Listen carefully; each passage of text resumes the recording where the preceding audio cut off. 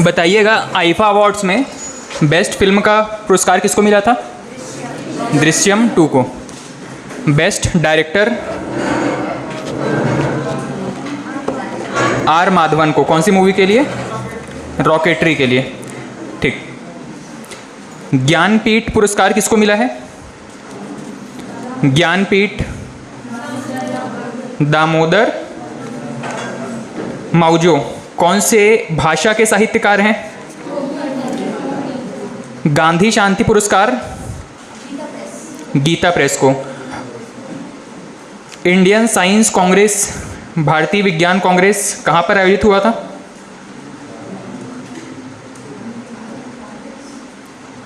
इसको नोट किए थे? प्रवासी भारतीय दिवस कहाँ पे आयोजित हुआ था? हाँ, मध्य प्रदेश, इंदौर में। कब से कब तक था? 8 से 10 तक। वैसे प्रवासी भारतीय दिवस मनाया कब जाता है? 9 तारीख को। क्वाड में कौन कौन सी कंट्री शामिल हैं? क्वाड एक ग्रुप है 4 देशों का। कौन कौन से देश शामिल है इसमें?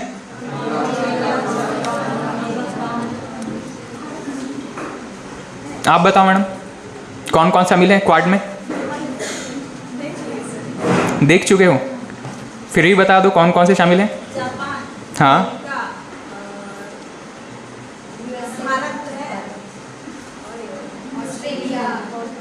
ऑस्ट्रेलिया। विश्व हिंदी सम्मेलन कहाँ पर मनाया गया था? विश्व हिंदी सम्मेलन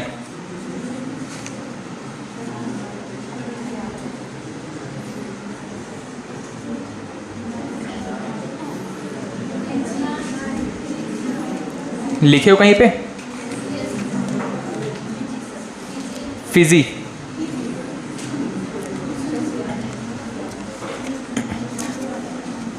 चलिए, आईफा के बाद में नेक्स्ट लिखिएगा, नेक्स्ट पुरस्कार लिखिएगा।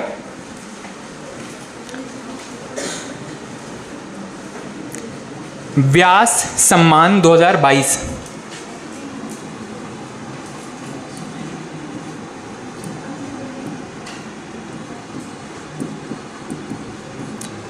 व्यास सम्मान 2022। इसकी घोषणा 2023 में हुई है। इसमें इनका नाम लिखिएगा, डॉक्टर ज्ञान चतुर्वेदी। व्यास सम्मान 2022 के लिए मिला है।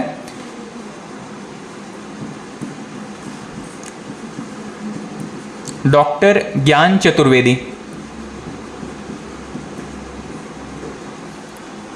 डॉक्टर ज्ञान चतुर्वेदी, ठीक है, पुरस्कार प्राप्त करने वाले हैं। और इनका जो उपन्यास है इसका नाम है पागल खाना। इनकी उपन्यास, इनकी किताब का नाम है पागल खाना।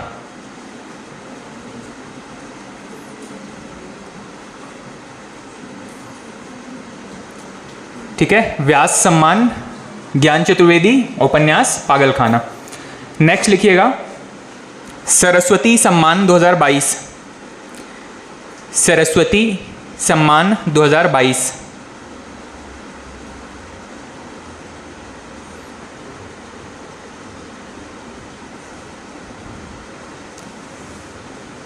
किसको मिला है? ये मिला है शिव शंकर, लिखते हैं शिव शंकरी कर दीजिएगा उसको।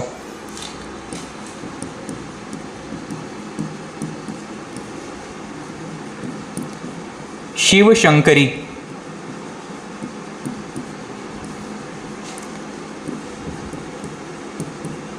तमिल लेखिका हैं।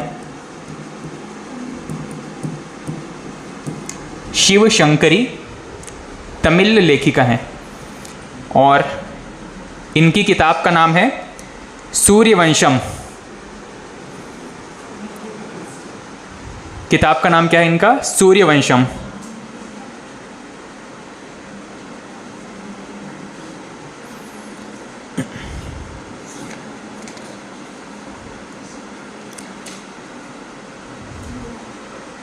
नेक्स्ट लिखिएगा, मैथ्स के क्षेत्र में एक फेमस पुरस्कार मिलता है, इसको कहा जाता है एबेल पुरस्कार।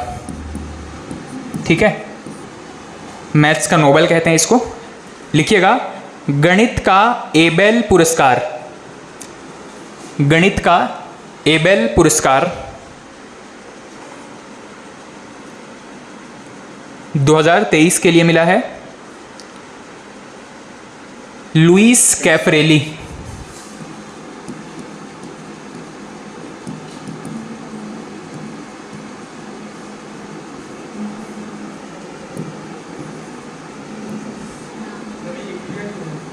नहीं, Luis Caffarelli, Argentina. Luis Caffarelli, Argentina.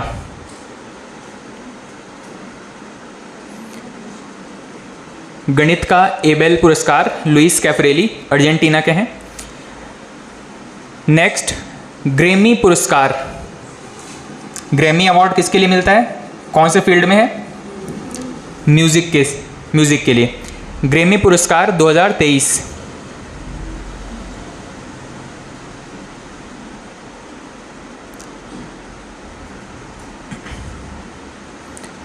लिखिएगा, इनका नाम है रिकी केज।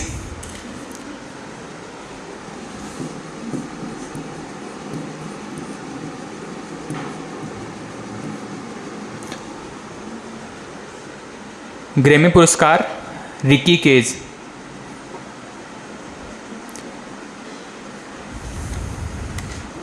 भारत के हैं, रिकी केज भारत के। हाँ हाँ, वैश्विक स्तर पर दिया जाने वाला पुरस्कार है। नेक्स्ट, दादा साहेब फाल्के अंतर्राष्ट्रीय फिल्म अवार्ड। दादा साहेब फाल्के अंतर्राष्ट्रीय फिल्म अवार्ड।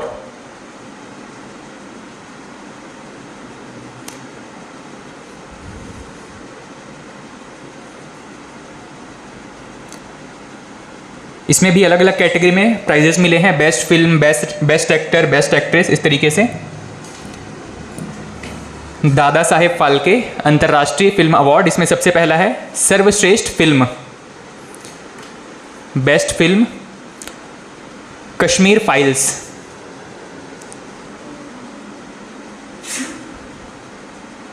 सर्वश्रेष्ठ फिल्म कश्मीर फाइल्स।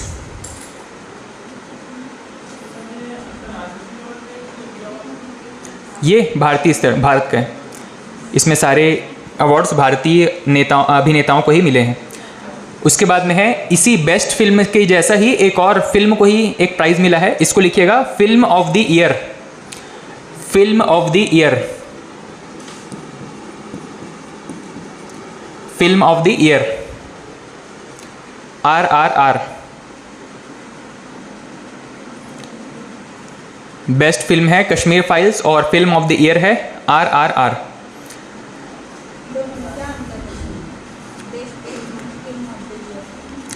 अलग अलग कैटेगरी बस है, मतलब ऐसा कुछ खास डिफरेंस समझ में नहीं आता है हमको। ठीक, बेस्ट एक्टर में है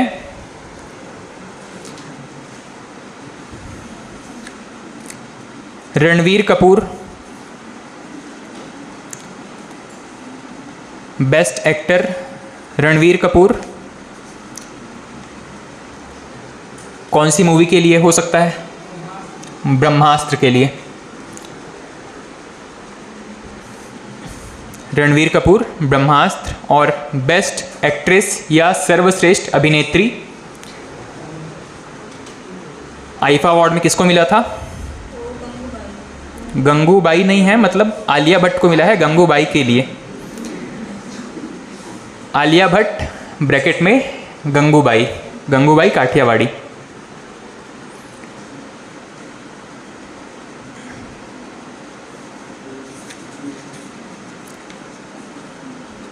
ठीक, best film, film of the year, best actor और बेस्ट एक्ट्रेस।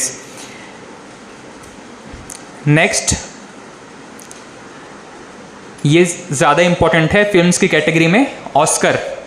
ठीक है, लिखिएगा Oscar award 2023, Oscar award 2023।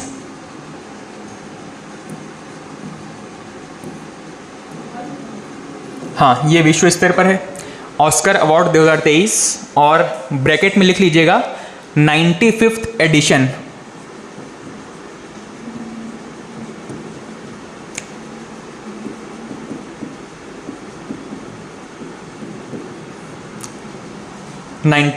Addition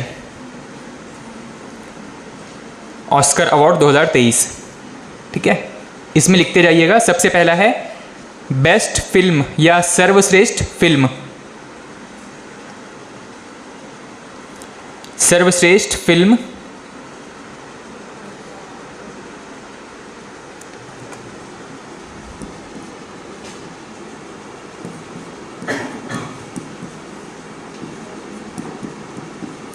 एक चाइनीज मूवी थी, साई-फाई मूवी टाइप की, everything everywhere all at once.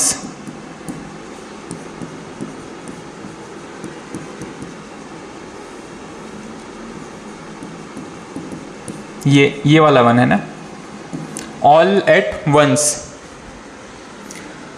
Everything everywhere all at once. एक चाइनीज मूवी है, sci-fi type की, टाइम ट्रेवल टाइप की मूवी है। सेकंड है सर्वश्रेष्ठ निदेशक, बेस्ट डायरेक्टर। इसी फिल्म के डायरेक्टर्स को मिला है सर्वश्रेष्ठ निदेशक। इसमें लिखिएगा डैनियल क्वांट,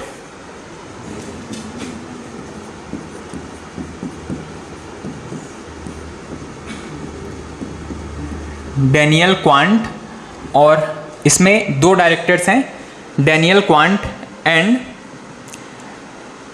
डैनियल स्कैनर्ट।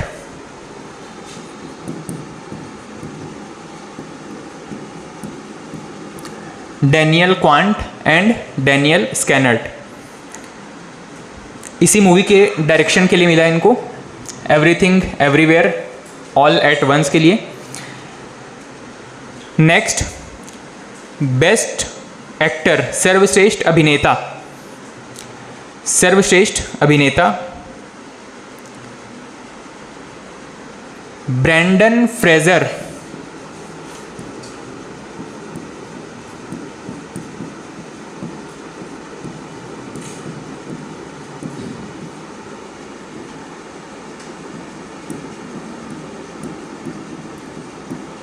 इनकी मूवी जिसके लिए इनको बेस्ट एक्टर का प्राइज मिला है the whale. Brandon Fraser, bracket में इनकी मूवी का नाम है द व्हेल। हाँ, ब्लू व्हेल वाला। नेक्स्ट बेस्ट एक्ट्रेस, सर्वश्रेष्ठ अभिनेत्री।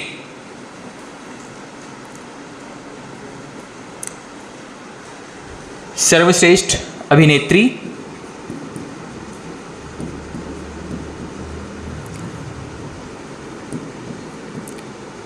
मिशेल यो, मिशेल यो।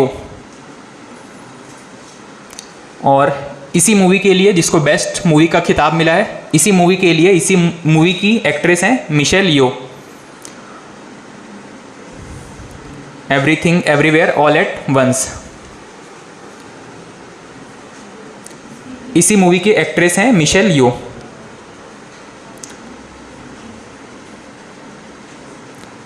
नेक्स्ट लिखिएगा सर्वश्रेष्ठ original song, best original song.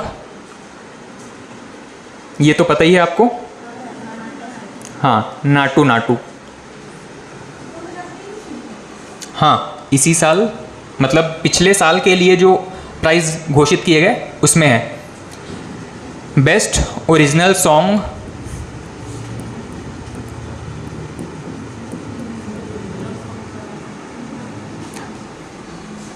Original song कहने का मतलब है कि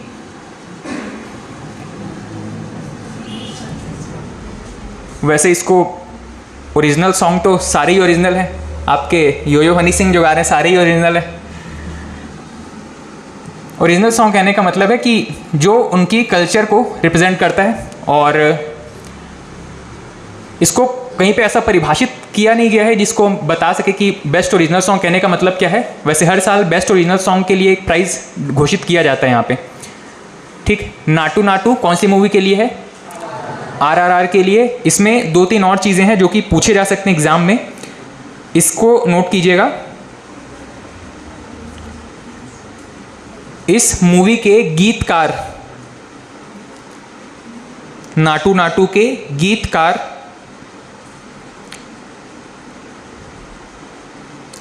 सुभाष चंद्र बोस लिखते हैं, उसका सिर्फ चंद्र बोस लिखिएगा।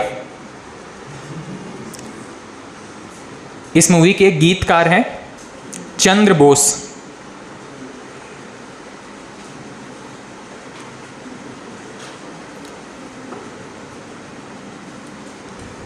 ठीक, उसके बाद में है नेक्स्ट सर्वश्रेष्ठ शॉर्ट फिल्म। सर्वश्रेष्ठ शॉर्ट फिल्म, ये भी पता होगा आपको। सर्वश्रेष्ठ short film the elephant whispers. The elephant whispers, whispers मतलब फुसफुसाना।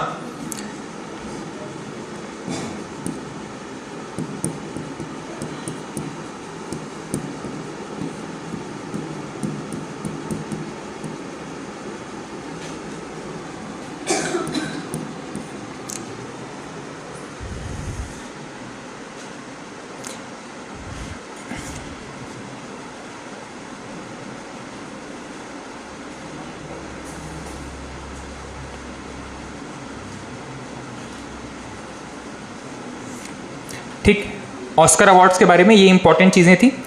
नेक्स्ट लिखिएगा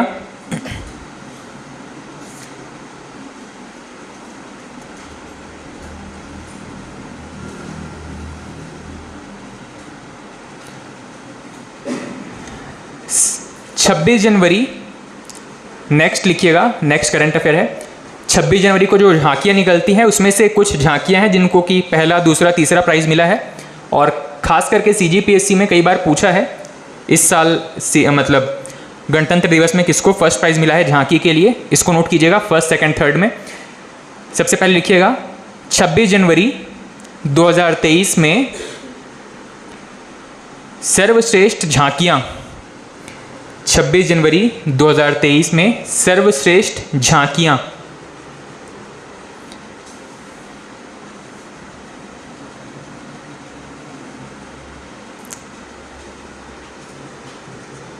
लिखिएगा फर्स्ट प्राइज था उत्तराखंड के, फर्स्ट प्राइज उत्तराखंड, और डैश करके लिखिएगा झांकी जो निकाला था इन्होंने इसका नाम था मानस खंड। उत्तराखंड की जो झांकी निकाली गई थी जिसको फर्स्ट प्राइज मिला है इसका नाम था मानस खंड। सेकंड महाराष्ट्र।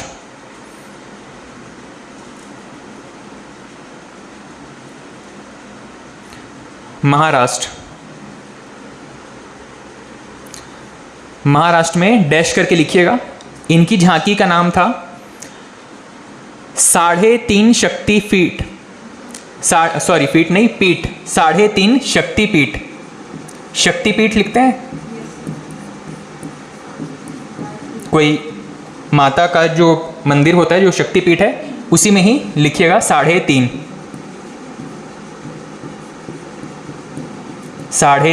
शक्तिपीठ।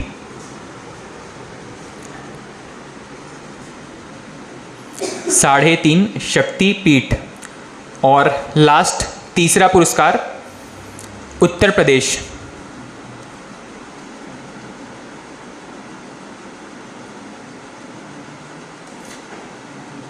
उत्तर प्रदेश डैश करके लिखिएगा अयोध्या दीपोत्सव। अयोध्या दीपोत्सव,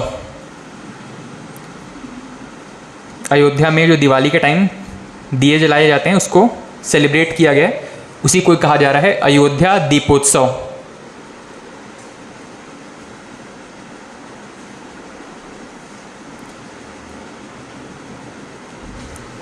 ठीक है, ये 3 महत्वपूर्ण झांकियाँ थी। फर्स्ट कौन सा था? उत्तराखंड में क्या नाम था? मानस खंड। सेकंड कौन से राज्य का था? महाराष्ट्र, 3.5 शक्तिपीठ। और तीसरा कौन सा है? उत्तर प्रदेश में अयोध्या दीपोत्सव।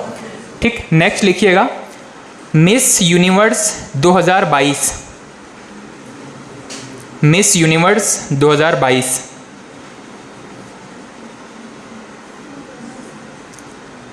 Miss universe 2022।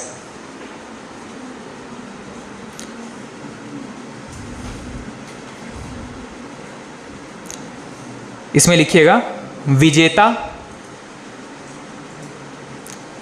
विजेता आर्बोनी गैब्रियल।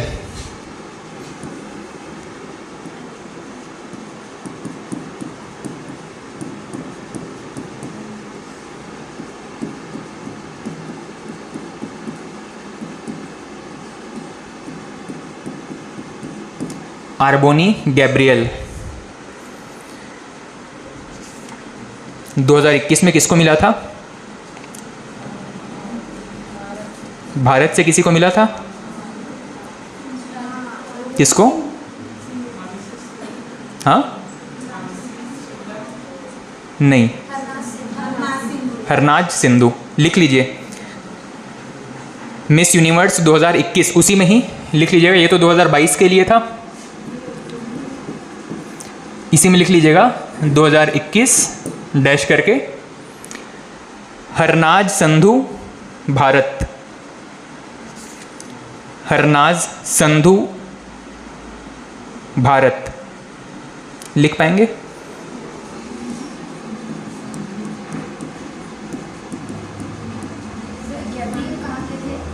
यूएसए। हरनाज संधू भारत।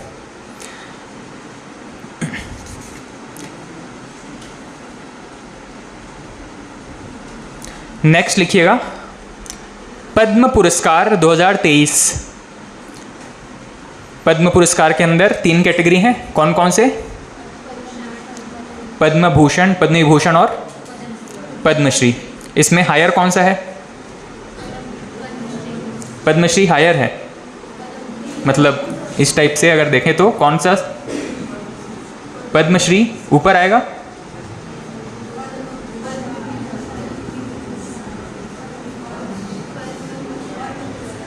कौन श्योर है ये बताओ, क्या क्या क्या आएगा? मतलब यहाँ पे पद्म भूषण, तो उसके बाद में पद्म विभूषण और लास्ट में पद्मश्री। पहले तो ये ऐसा ट्रायंगल ड्रॉ कर लो और लिखो नीचे से ऊपर की तरफ। सबसे नीचे है पद्मश्री। पद्मश्री, उससे बड़ा पुरस्कार है पद्म भूषण। पद्म भूषण, और उससे ऊपर का पुरस्कार है पद्म विभूषण।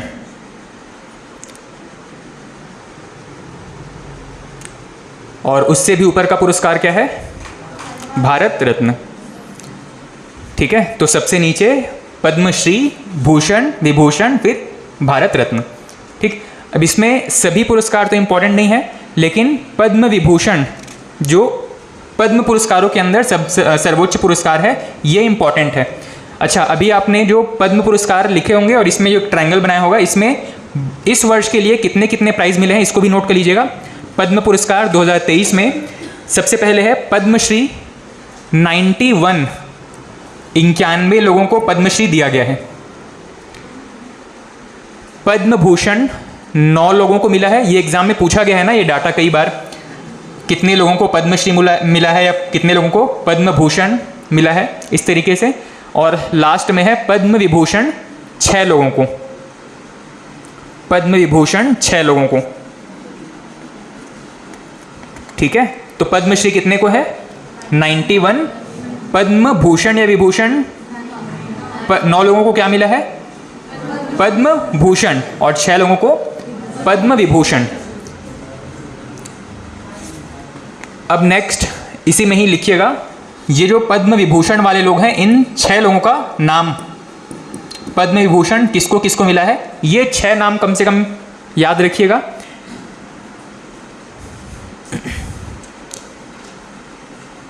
बस कॉमा कर करके इनका नाम लिखते चले जाइएगा। सबसे पहला है doctor Dilip Mahalanobis.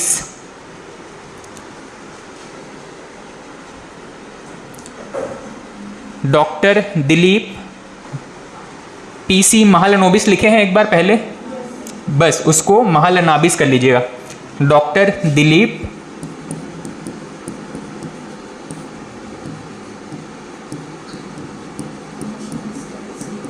Mahalanobis, doctor Dilip Mahalanabis. Second है मुलायम सिंह यादव। मुलायम सिंह यादव।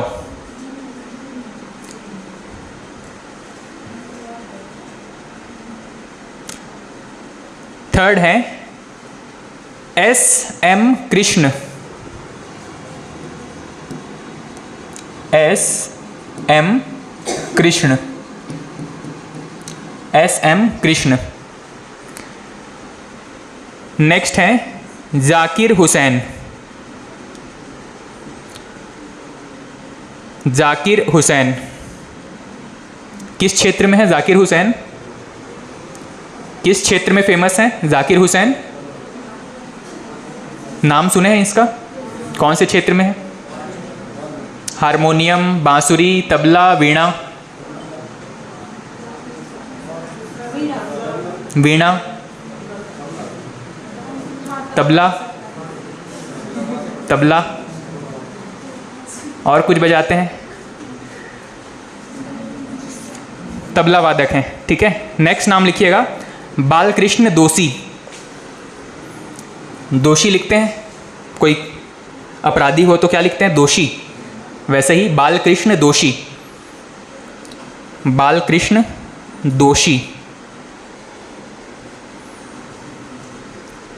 कौन सा श आएगा? शक्कर, सरोता, षटकोण? षटकोण का श। बालकृष्ण दोषी। नेक्स्ट है छठवें अंतिम व्यक्ति हैं श्रीनिवास वर्धन। श्रीनिवास वर्धन। श्रीनिवास वर्धन।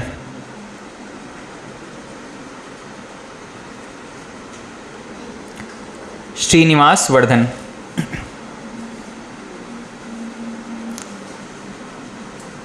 ठीक है, कौन कौन से व्यक्ति को मिला है? सबसे पहला है दिलीप महालनोबिस, महालनाबिस। अच्छा, ये किस चीज़ के लिए मिला है इनको? एक सॉल्यूशन आता है बच्चों को पिलाने के लिए, या फिर किसी भी व्यक्ति को जो जिनको डिहाइड्रेशन की समस्या हो रही है उनको ORS का घोल दिया जाता है। ये जो व्यक्ति हैं महालनाबिस, इन्होंने ही ORS का सॉल्यूशन सबसे पहले इंट्रोड्यूस किया था। ठीक है, सेकंड किसको मिला है? मुलायम सिंह यादव। इनके बारे में तो आपको पता है, राजनीति से संबंधित हैं। उसके बाद में है आपके S.M. कृष्ण, ये भी राजनीति से संबंधित। अच्छा, ये जो शुरू के 2 नाम लिखे हैं आपने, इनके सामने या इनके नाम के आसपास इस तरीके से क्रॉस का साइन लगा दीजिए। ठीक है, क्यों? इनको मरणोपरांत मिला है, ये अब जीवित नहीं है। ठीक है, शुरू के जो 2 नाम आपने लिखे हैं, दिलीप महालनाबिस और सेकंड मुलायम सिंह यादव, इन दोनों को मरणोपरांत या मृत्यु के बाद ये पुरस्कार मिला है। बाकी के 4 अभी जीवित हैं।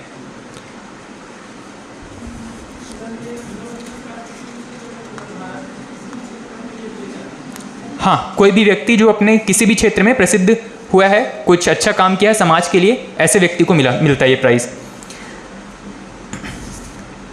ठीक है, जाकिर हुसैन के बारे में आपको पता है, तबला वादक हो गए। बालकृष्ण दोषी ये आर्किटेक्ट हैं, और श्रीनिवास वर्धन ये गणितज्ञ हैं। हाँ, मैथ्स के क्षेत्र में इनको ये प्राइज़ मिला है।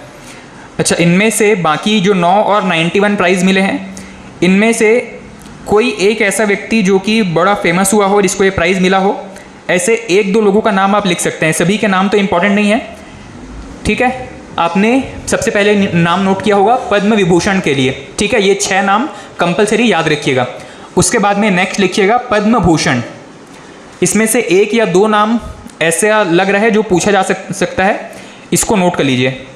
पद्म भूषण,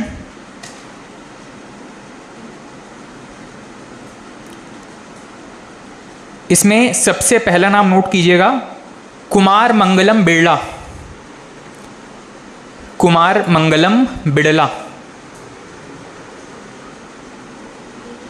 किस क्षेत्र में इनका नाम फेमस है?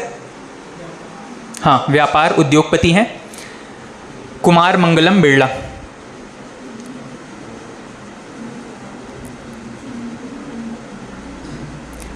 और एक नाम और लिख लीजिएगा सुधा मूर्ति।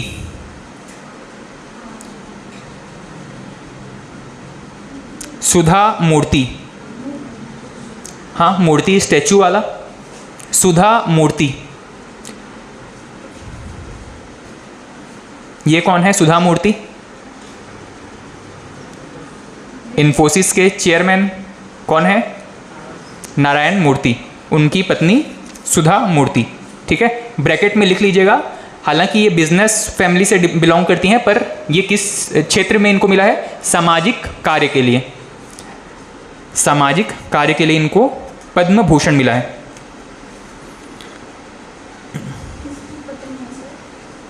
इन्फोसिस के चेयरमैन हैं नारायण मूर्ति। इन्फोसिस क्या है भाई? आईटी कंपनी है, हाँ।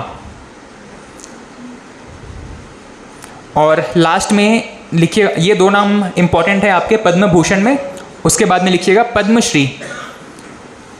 पद्मश्री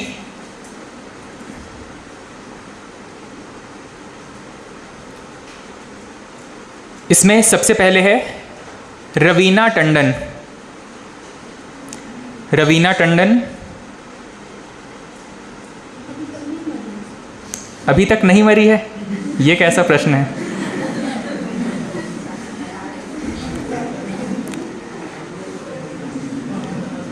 कौन है ये वैसे? रवीना टंडन एक्ट्रेस है, ठीक। नेक्स्ट इसमें एक और नाम नोट कीजिएगा, MS कीरावनी।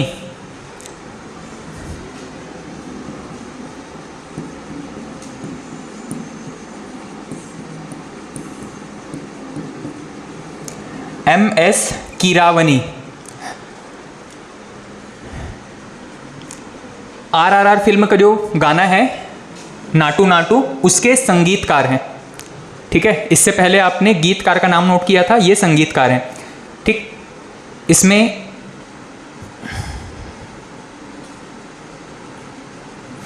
एक और नाम नोट कीजिएगा आनंद कुमार। सुपर 30 वाले याद आ रहा है? आनंद कुमार।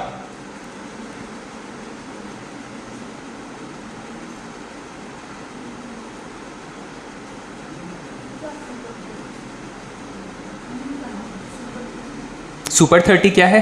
इसके बारे में नहीं सुने? सुपर 30 क्या है बताओ?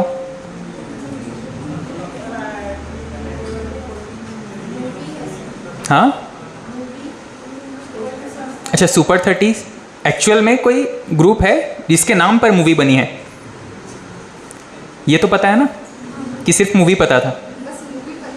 अच्छा, बस मूवी पता था। आनंद कुमार बच्चों को फ्री में IIT की कोचिंग देते हैं। 30 बच्चों के ग्रुप से इन्होंने शुरू किया था, मतलब स्टार्टिंग में 30 बच्चों को ही पढ़ाते थे और टारगेट रहता था कि सभी को सिलेक्शन IIT में हो जाए, ठीक है। ये जो ग्रुप था धीरे धीरे अब इनके बाकी के बैचेस तो भी काफ़ी बड़े हो चुके हैं, पर ये जो 30 बच्चों का टारगेट लेकर के चलते हैं, इसी को सुपर 30 कहा जाता है, ठीक है। ये जो ग्रुप है इसके संचालक कौन है? आनंद कुमार। कौन से राज्य में है? आनंद कुमार बिहार से संबंधित हैं, ठीक। और इसी के नाम, इसी पे आपका मूवी भी बना हुआ है, ठीक है। तो ये 2-3 नाम है जो कि आपको पद्मश्री के लिए याद रखने हैं।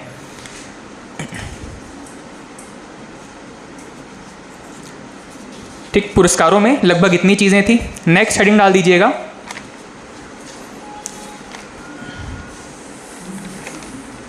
नेक्स्ट हेडिंग डालिएगा आर्थिक समसामयिकी। आर्थिक समसामयिकी,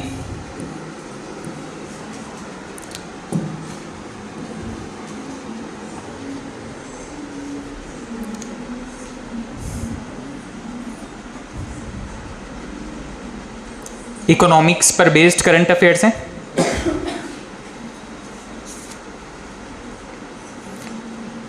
ठीक, इसमें सबसे पहला नोट कीजिएगा,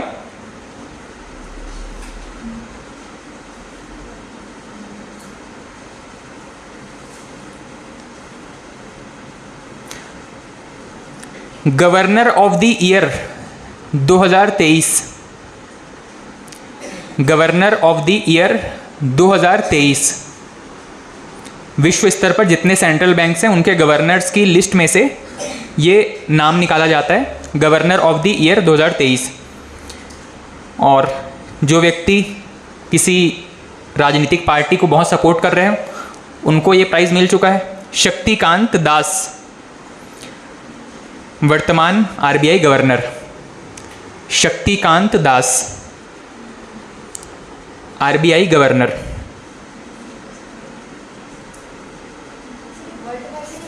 वर्ल्ड वाइड है, हाँ, भारत के गवर्नर को मिला है गवर्नर ऑफ द ईयर 2023। हाँ, अपने देश के बैंकों को ठीक से रेगुलेट करने के लिए, ठीक है, इकोनॉमी को ठीक से बैलेंस वे में परफॉर्म करवाने के लिए। नेक्स्ट नोट कीजिएगा,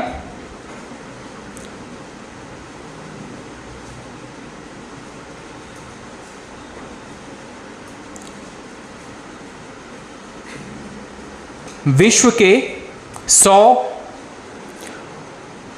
सर्वश्रेष्ठ एयरपोर्ट, विश्व के 100 सर्वश्रेष्ठ एयरपोर्ट में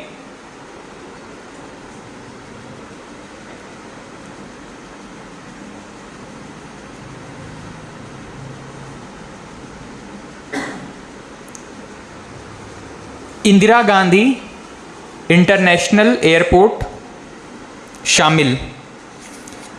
इंदिरा गांधी इंटरनेशनल एयरपोर्ट शामिल, ब्रैकेट में लिख लीजिएगा 36वां।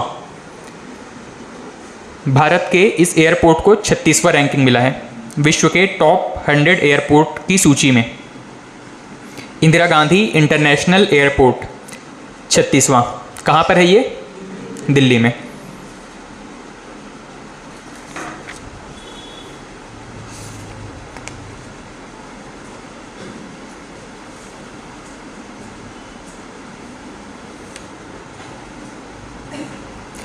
नेक्स्ट नोट कीजिएगा,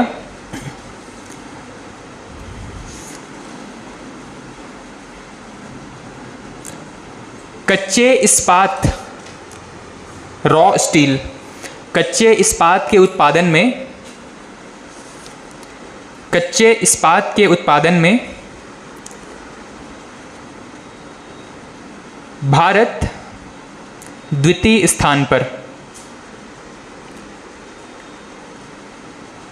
कच्चे इस्पात के उत्पादन में भारत द्वितीय स्थान पर। और वहीं पे चाहे तो लिख लीजिएगा फर्स्ट कौन है, कौन हो सकता है फर्स्ट? फर्स्ट है चीन, चाइना। फर्स्ट चीन, सेकंड है भारत,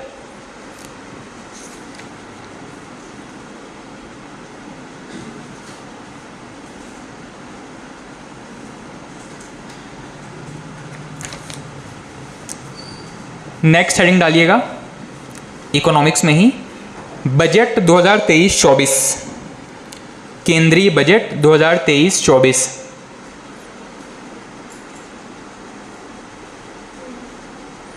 केंद्रीय बजट 2023-24, इस साल के बजट में जो इंपॉर्टेंट पॉइंट्स है इसको नोट कीजिए। केंद्रीय बजट 2023-24, सबसे पहला पॉइंट है इसमें, बजट प्रस्तुत कब किया गया था? बजट प्रस्तुत किया जाता है अब सामान्य रूप से 1 फरवरी को, 1 फरवरी 2023।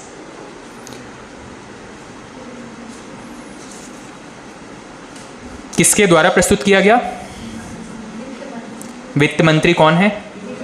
निर्मला सीतारमण।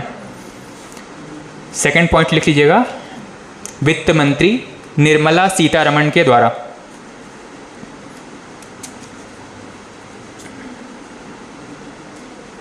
वित्त मंत्री निर्मला सीतारमण के द्वारा।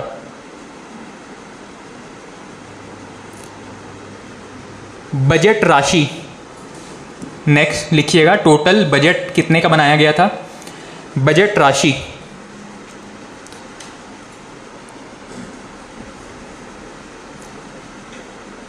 इसमें डिजिट्स लिखिएगा 4503,097, 4503,097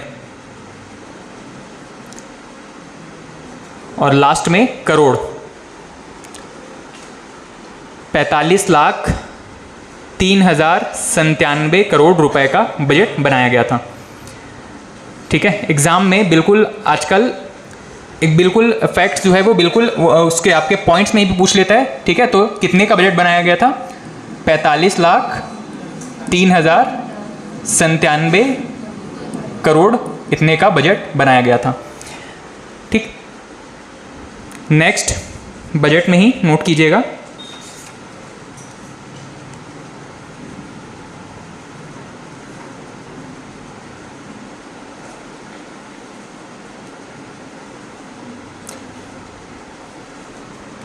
इसी में ही नोट कीजिएगा राजस्व प्राप्ति। राजस्व प्राप्ति, अब ये परसेंट के टर्म्स में है, इसको नोट कीजिए। राजस्व प्राप्ति 58.45%, 58.45%।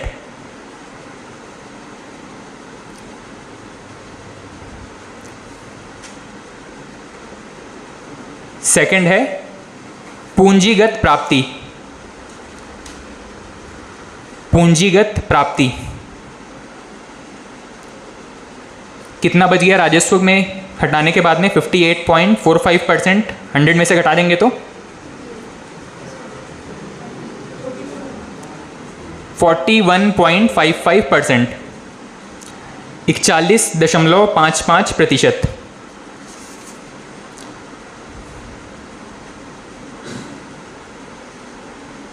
राजस्व प्राप्ति था 58.45 और पूंजीगत प्राप्ति था 41.55। नेक्स्ट लिखिएगा राजस्व व्यय। शुरू के जो दोनों थे वो इनकम था और अभी जो लास्ट में 2 लिख रहे हैं ये एक्सपेंडिचर है, खर्च है। राजस्व व्यय 77.77%। राजस्व व्यय 77.77% और पूंजीगत व्यय 22.23%। 22.23%।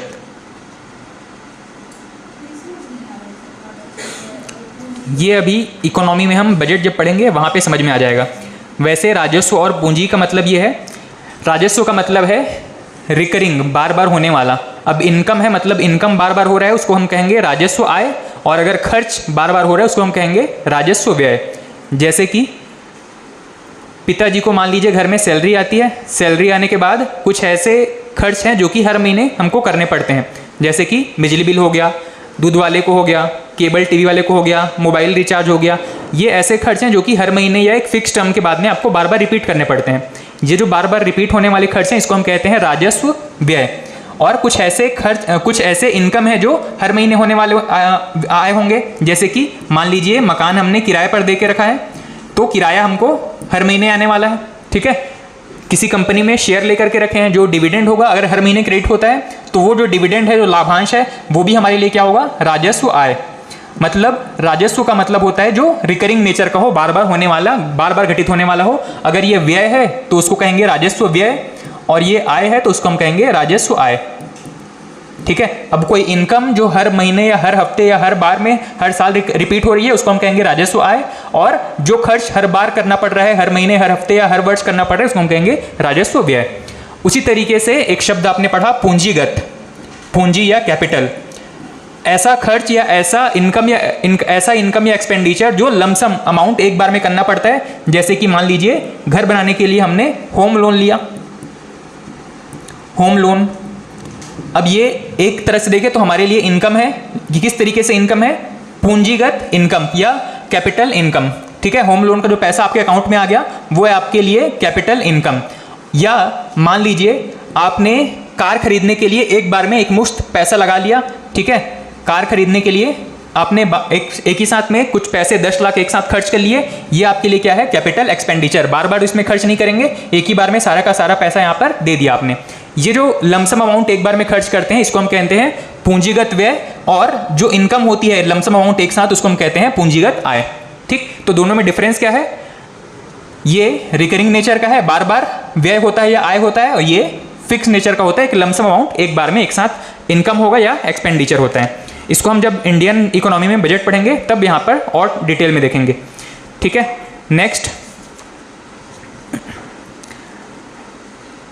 नेक्स्ट करंट अफेयर नोट कीजिएगा।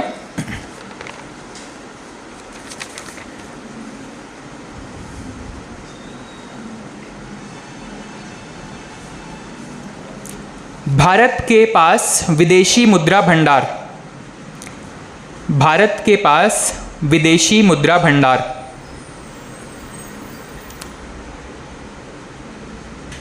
विदेशी मुद्रा फॉरेन करेंसी या फॉरेन एक्सचेंज रिजर्व, विदेशी मुद्रा भंडार।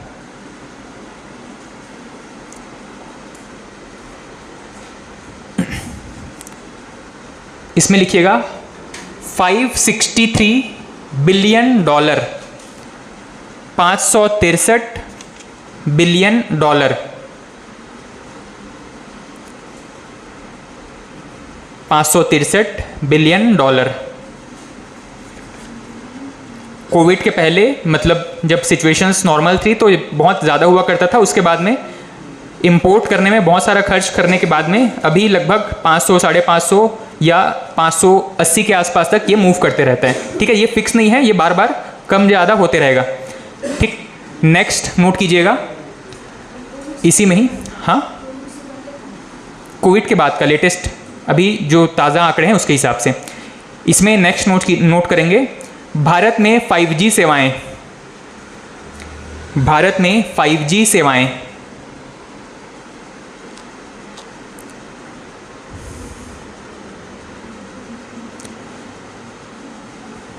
इसमें डेट नोट कर लीजिएगा 24 जनवरी 2023, 24 जनवरी 2023 इस तारीख से भारत में 5G सेवा लॉन्च किया गया था ट्रायल बेसिस पर, पायलट प्रोजेक्ट के तौर पर। नेक्स्ट पॉइंट लिखिएगा, भारत के 17 राज्यों और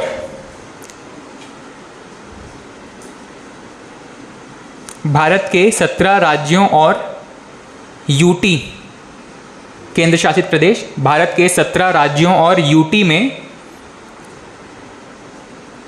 50 शहरों में 5G सेवा प्रारंभ की जा चुकी है, 5G सेवा प्रारंभ की जा चुकी है।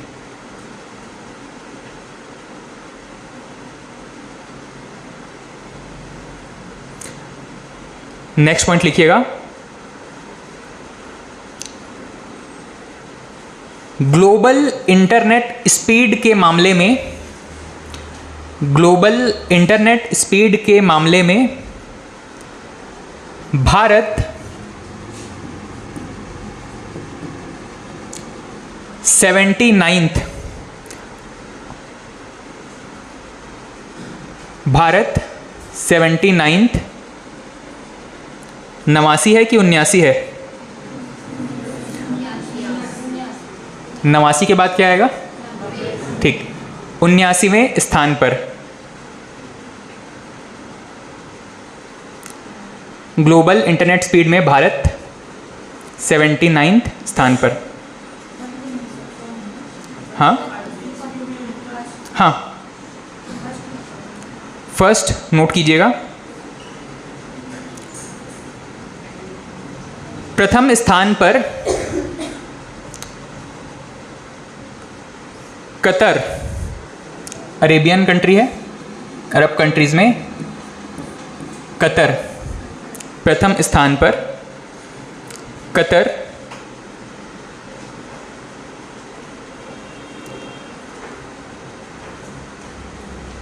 ठीक, फर्स्ट प्लेस पर है कतर, और भारत की रैंकिंग क्या है? 79। ठीक, इकोनॉमी में कुछ इंपॉर्टेंट करंट अफेयर्स थे। नेक्स्ट हेडिंग डालिएगा। विश्व स्तर पर बहुत सारे इंडेक्स या रिपोर्ट जारी किए जाते हैं, उसी में से भारत को अलग अलग रैंकिंग मिलती है। ठीक है, इंडेक्स या रिपोर्ट।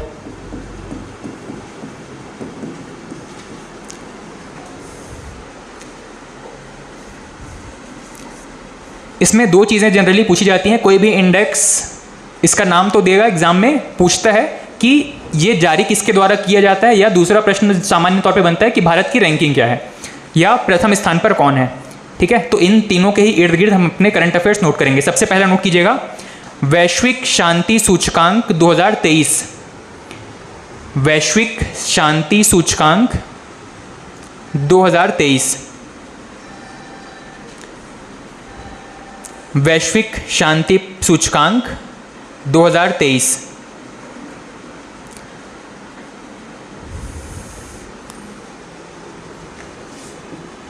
ठीक है, सूचकांक का नाम नोट किया, उसके बाद में किसके द्वारा जारी किया जाता है, बाई करके या द्वारा करके नोट कीजिएगा। Institute for economics and peace.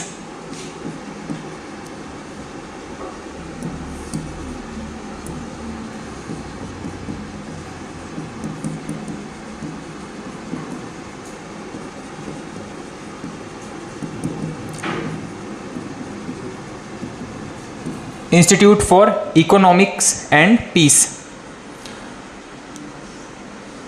Next लिखिएगा, भारत की रैंकिंग क्या है? भारत 126, 126। भारत की रैंकिंग है 126,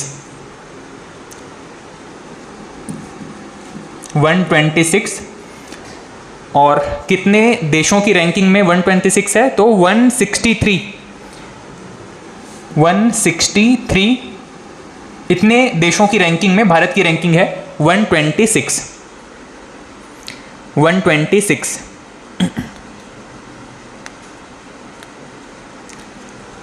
और उसके बाद में शीर्ष देश कौन से हैं इस रैंकिंग में? सबसे बेस्ट परफॉर्म करने वाले या फर्स्ट सेकंड थर्ड कौन से हैं? तो शीर्ष करके, और उसके बाद 3 देशों का नाम इस तरीके से फर्स्ट सेकंड थर्ड नोट कीजिएगा। शीर्ष देश हैं, सबसे पहला है आइसलैंड। आइसलैंड सबसे शांत है, आइसलैंड। उसके बाद में सेकंड है डेनमार्क। शीर्ष 3 देशों में सबसे पहला है आइसलैंड, सेकंड है डेनमार्क, और तीसरा है आयरलैंड। आयरलैंड। ठीक, फर्स्ट पोजीशन पर कौन है? आइसलैंड। भारत की रैंकिंग क्या है? 126, और 163 या लास्ट रैंकिंग पर कौन सा देश है? अफगानिस्तान। पाकिस्तान की रैंकिंग इससे बेहतर है अभी। अफगानिस्तान सबसे खराब कंडीशन में है लास्ट 2 साल में जो सिचुएशन है इसकी वजह से। ठीक है, अफगानिस्तान 163।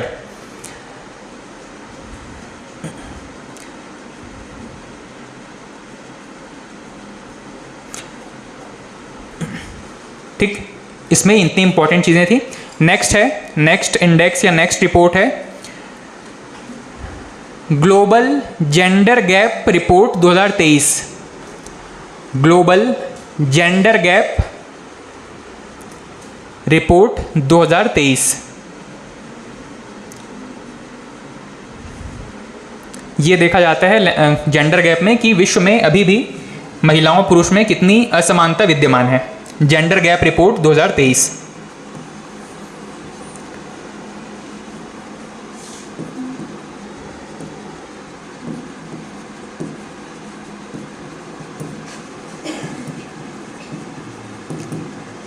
ठीक, इसमें नोट कीजिएगा सबसे पहले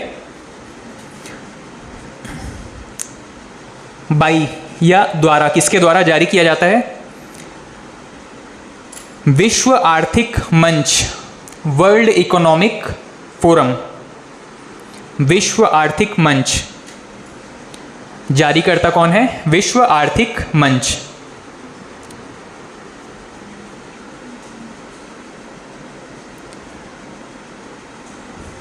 नेक्स्ट, भारत, भारत का स्थान 127। यहां पर टोटल कितने देशों का रैंकिंग है ये नहीं बताया गया था। भारत की रैंकिंग बताई गई है 127 और फर्स्ट पोजीशन पर है आइसलैंड, फर्स्ट पोजीशन पर है आइसलैंड। जेंडर गैप के मामले में आइसलैंड सबसे बेहतर है, वहां पर दोनों को इक्वल ट्रीट किया जाता है, महिलाओं पुरुषों को। भारत की कंडीशन है 127 और जारी किसको द्वारा किया जाता है? विश्व आर्थिक मंच के द्वारा। नेक्स्ट करंट अफेयर है टाइगर सेंसस रिपोर्ट या बाघ गणना रिपोर्ट 2023, बाघ गणना रिपोर्ट 2023।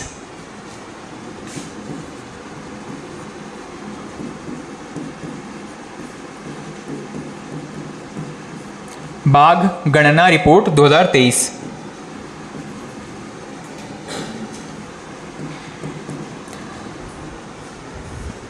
Tiger census report 2023। इसमें नोट कीजिएगा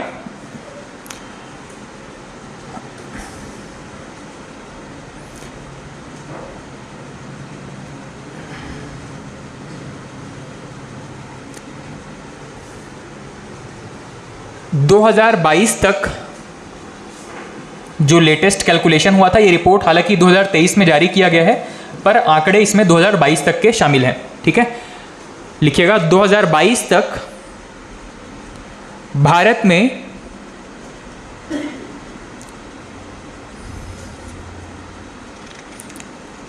कुल 3682 बाघ हैं। 3682 3682 बाघ हैं। नेक्स्ट पॉइंट लिखिएगा सर्वाधिक बाघ मध्य प्रदेश में,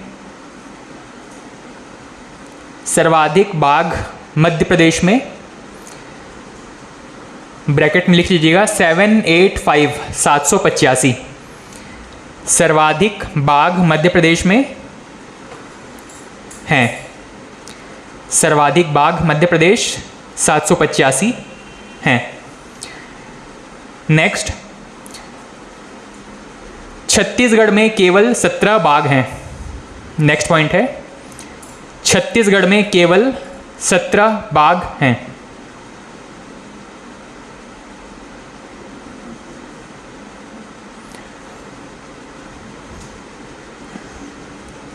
छत्तीसगढ़ में केवल 17 बाघ हैं।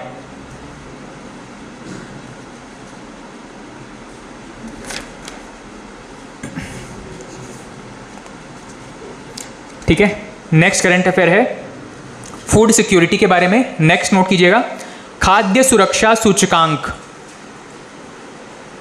खाद्य सुरक्षा सूचकांक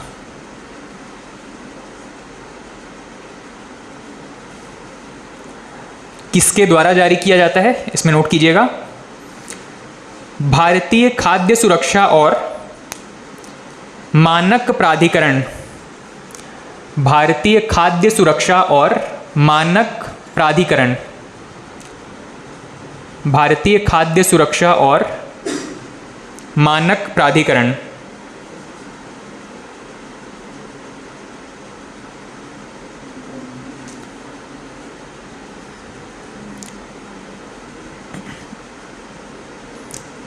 इसमें लिखिएगा नेक्स्ट पॉइंट, बड़े राज्यों में केरल प्रथम स्थान पर है। बड़े राज्यों में केरल प्रथम स्थान पर।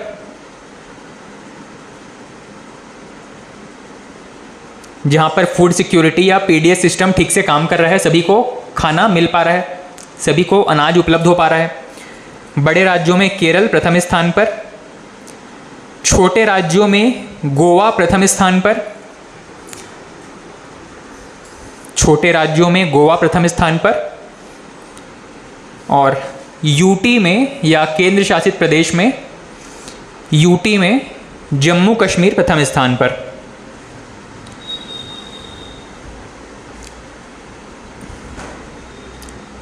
यूटी या केंद्र शासित प्रदेश में जम्मू कश्मीर प्रथम स्थान पर। ठीक, खाद्य सुरक्षा सूचकांक के बाद में नेक्स्ट लिखिएगा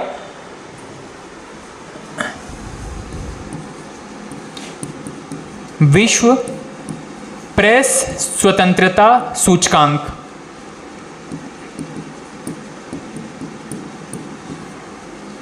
प्रेस स्वतंत्रता सूचकांक, कौन से देश में मीडिया कितनी फ्री है, गवर्नमेंट का इंटरफेयर कितना कम है, ये चीज़ बताता है विश्व प्रेस स्वतंत्रता सूचकांक। विश्व प्रेस स्वतंत्रता सूचकांक 2023।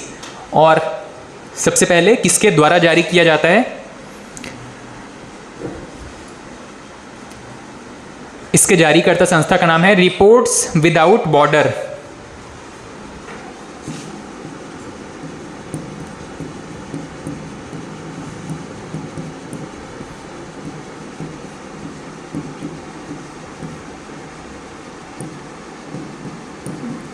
Reports without border.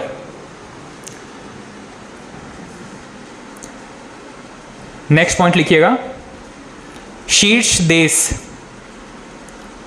Top countries कौन सी हैं, इसी तरीके से नोट कर लीजिएगा फर्स्ट, सेकंड, थर्ड। फर्स्ट है नॉर्वे, फर्स्ट है नॉर्वे। Second Ireland.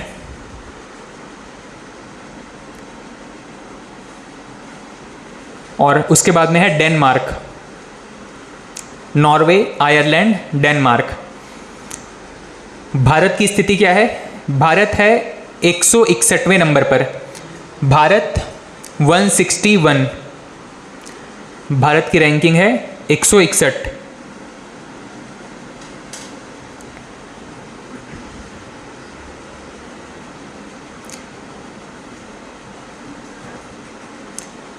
ठीक, नेक्स्ट रिपोर्ट है विश्व खुशहाली रिपोर्ट 2023। कौन से देश में कितनी ज़्यादा हैप्पीनेस है, इसको मेजर करने का ये इंडेक्स है। विश्व खुशहाली रिपोर्ट 2023। विश्व खुशहाली रिपोर्ट 2023।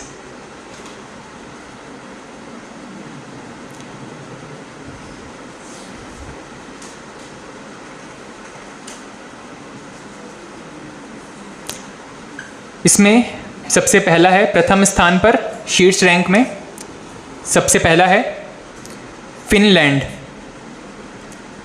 जिस देश के नागरिक सबसे ज़्यादा खुश हैं उसमें प्रथम स्थान पर है फिनलैंड। सेकंड डेनमार्क और तीसरा है Iceland. Finland, Denmark, Iceland. Next Bharat. हाँ हाँ सही है, नाटो का 31 नंबर का कंट्री है। खुश होना और डर में जीना दोनों अलग चीज़ें हैं। डर तो अभी आया है ना, जब रशिया का आक्रमण हो रहा है, यूक्रेन तक पहुंच गया है, अब उनको ये डर है कि अपने देश तक ना पहुंच जाए उनका आक्रमण। लेकिन खुश होने के रीज़न है उनके पास, क्योंकि वहाँ पे सरकार बेहतर काम कर रही है, बेसिक इंफ्रास्ट्रक्चर अच्छे हैं, बाकी सारी फैसिलिटी उनको मतलब वैसी अवेलेबल है जैसे कि कुछ देशों में अवेलेबल नहीं है। ठीक है, डेवलप्ड कंट्रीज़ में है।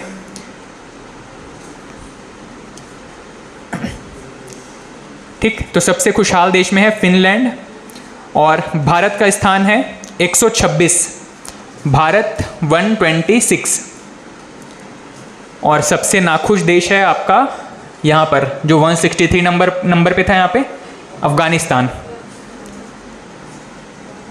सबसे खुश में फिनलैंड, भारत 126, और सबसे खराब कंडीशन है अफगानिस्तान में।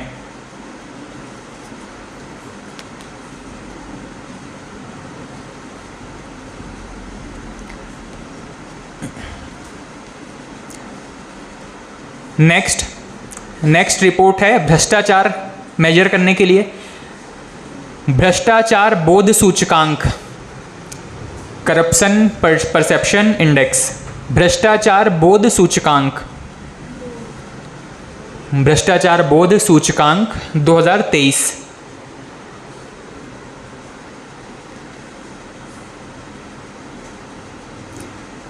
इसमें सबसे अच्छी कंडीशन में है या टॉप 3 कंट्रीज में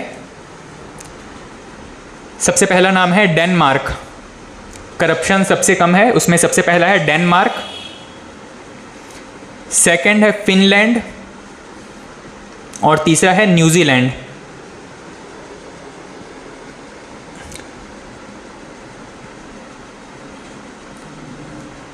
ठीक है, ज़्यादातर जगहों पे आप टॉप फर्स्ट पोजीशन पर कौन है इतना याद रखेंगे, एग्जाम में उतना ही पूछा जाता है मैक्सिमम। यहाँ पर सबसे पहला नाम है डेनमार्क, सेकंड फिनलैंड, तीसरा न्यूजीलैंड, और भारत की रैंकिंग है 85। इस लिस्ट में भ्रष्टाचार के मामले में भारत 85वें नंबर पर है, और सबसे खराब कंडीशन है सोमालिया, 180 रैंक पर है, सोमालिया 180 रैंक। सबसे भ्रष्ट देश कौन सा है? सोमालिया। भारत की रैंकिंग कितनी है? 85। सोमालिया कौन से कॉन्टिनेंट में है? अफ्रीका महाद्वीप का एक देश है सोमालिया। ठीक है,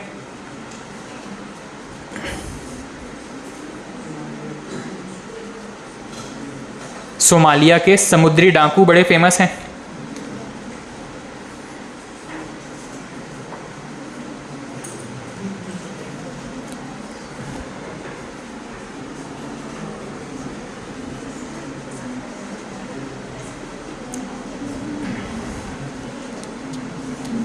चलिए नेक्स्ट हेडिंग डालिएगा, नेक्स्ट करंट अफेयर है इसी में ही, मानव विकास सूचकांक।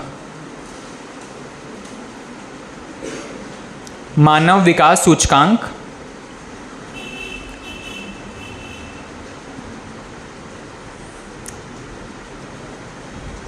कौन जारी करता है? यूएनडीपी। जारी करता या बाई किसके द्वारा है? यूएनडीपी। और इसमें भारत की रैंकिंग इंपॉर्टेंट है, 132। भारत 132। चलिए रैंकिंग धीरे धीरे करके काफ़ी सारे रिपोर्ट्स आपने नोट किए, इसमें कोशिश कीजिएगा कि किसके द्वारा जारी किया जाता है, फर्स्ट रैंक पर कौन है और भारत की रैंकिंग क्या है। ठीक है, 132, 132 मानव विकास सूचकांक में भारत 132वें रैंक पर है। ठीक है, चलिए आज इतना रखते हैं, बाकी कल कंटिन्यू करते हैं। Okay, thank you.